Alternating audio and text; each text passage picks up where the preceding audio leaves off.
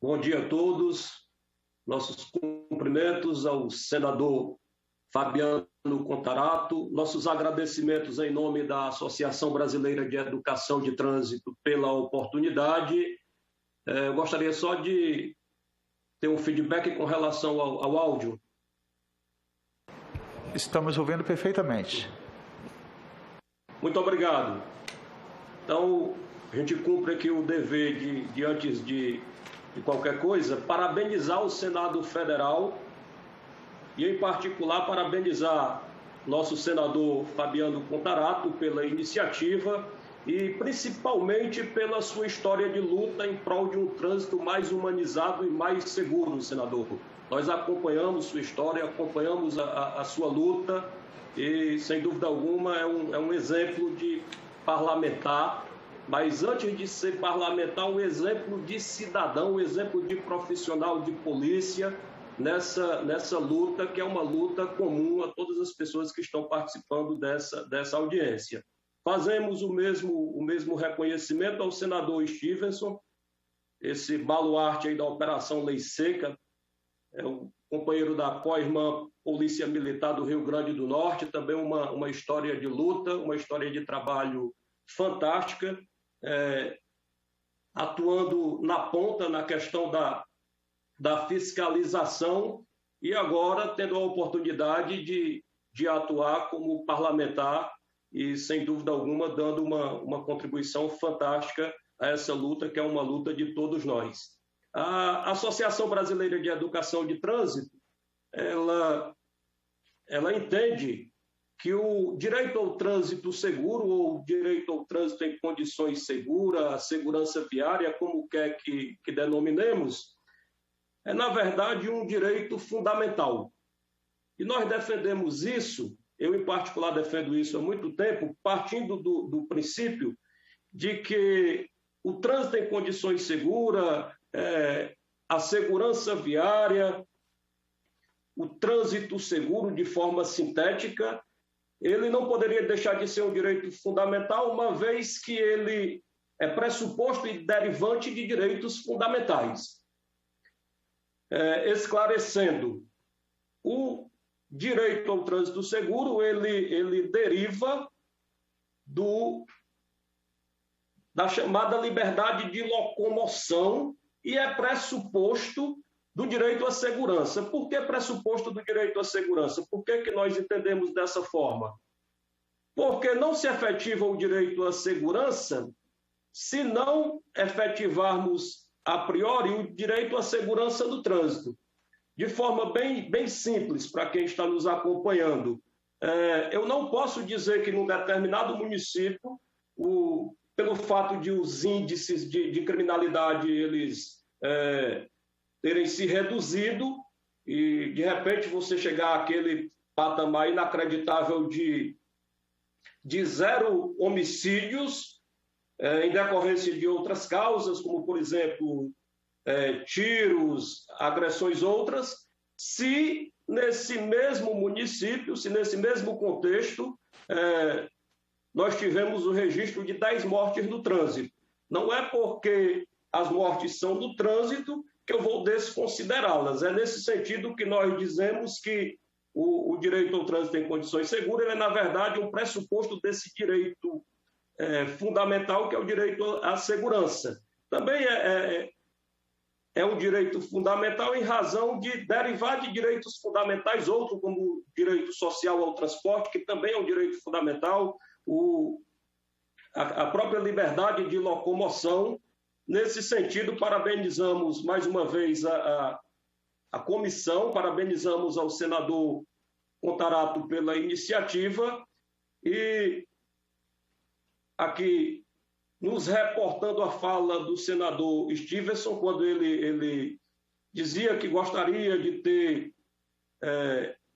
ouvir propostas de solução e propostas de trabalho, e aqui nós já tivemos várias propostas bem interessantes, e eu não poderia deixar de pontuar, pelo fato de estar aqui falando em nome da Associação Brasileira de Educação de Trânsito, a importância desse pilar, a importância desse elemento, que já foi ressaltada por outros expositores que nos antecederam, mas dizer que nós entendemos que a fiscalização, e nós estamos no período de pandemia, né? Estamos fazendo essa travessia, passando por esse momento de provação, e alguém que nos antecedeu já fez, inclusive, uma correlação. Nós estamos vivenciando uma pandemia, mas há muito tempo nós temos outra pandemia. Nós temos aqui no Brasil, no mínimo, uma epidemia, que é essa epidemia das mortes no trânsito, dos assassinatos no trânsito, uma vez que, via de regra, as pessoas elas não estão morrendo no trânsito, elas estão sendo, de fato, assassinadas no trânsito. E aí a gente defende a educação, pode parecer clichê, mas não dá para fugir. A educação ela seria a vacina, ela seria o imunizante para essa epidemia que nós vivenciamos no Brasil, e uma pandemia que acaba se estendendo para o mundo todo, com uma ou outra exceção. Nós temos países com índices bem melhores do que o nosso, e não é difícil o país ter índices melhores do que o nosso quando falamos em violência no trânsito, mas, no geral, o mundo inteiro ele vivencia esse problema da violência no trânsito. Nesse sentido, podemos dizer que se trata verdadeiramente de uma pandemia. E defendemos a vacina, como defendemos que a vacina na verdade, a educação. A educação seria o imunizante para o problema, uma vez que a educação ela tende a desestimular a conduta de risco. No plano ideal, a educação deveria convencer a maioria das pessoas a cumprir a norma, a cumprir as regras. A educação ela tem essa prerrogativa de desestimular, de convencer a maioria das pessoas a cumprir a lei, nesse sentido de desestimular as condutas de risco. A educação se antecipa à conduta de risco, ela tem esse efeito preventivo. A fiscalização, ela também surte esse efeito, mas, via de regra, a educação, ela se antecipa, enquanto que a fiscalização, ela vai atuar quando a conduta de risco, ela já se materializou. Aquela conduta de risco que nós queremos que não ocorra, quando a fiscalização, ela se faz sentir, é porque a conduta de risco, ela já se materializou. Alguém só será autuado por cometer uma infração porque já cometeu a infração. Ele não vai ser autuado, não vai ser punido por antecipação. Então, é nesse sentido que nós defendemos que a educação ela seria a vacina. De forma objetiva, o que é que nós propomos? Que os recursos, aqueles recursos que estão previstos ali no artigo 320 do nosso Código de Trânsito, aquela previsão das áreas, dos setores que podem fazer uso desses recursos, que houvesse um melhor equacionamento na distribuição desses recursos, no uso desses recursos.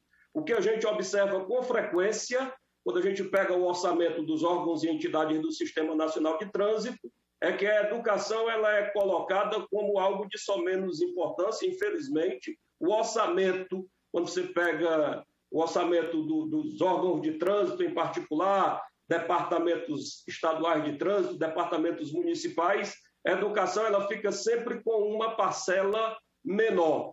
Ela fica sempre com uma parcela menor desse recurso.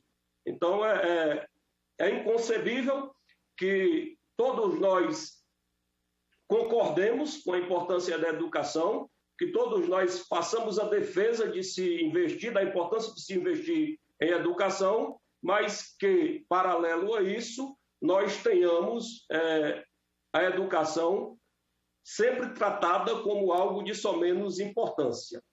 Então, eram essas as considerações que nós gostaríamos de fazer, reiterar os agradecimentos, parabenizar os expositores que nos antecederam, em particular o amigo Fernando Diniz, da ONG Trânsito Amigo, Garonce, esse baluarte aí da educação para o trânsito, representante aí do nosso valoroso Observatório Nacional da Segurança Viária, e nos colocarmos à disposição em nome da Associação Brasileira de Educação para o Trânsito para as parcerias, para somarmos esforços em prol dessa causa que, sem dúvida alguma, é uma causa de todos nós. Muito obrigado.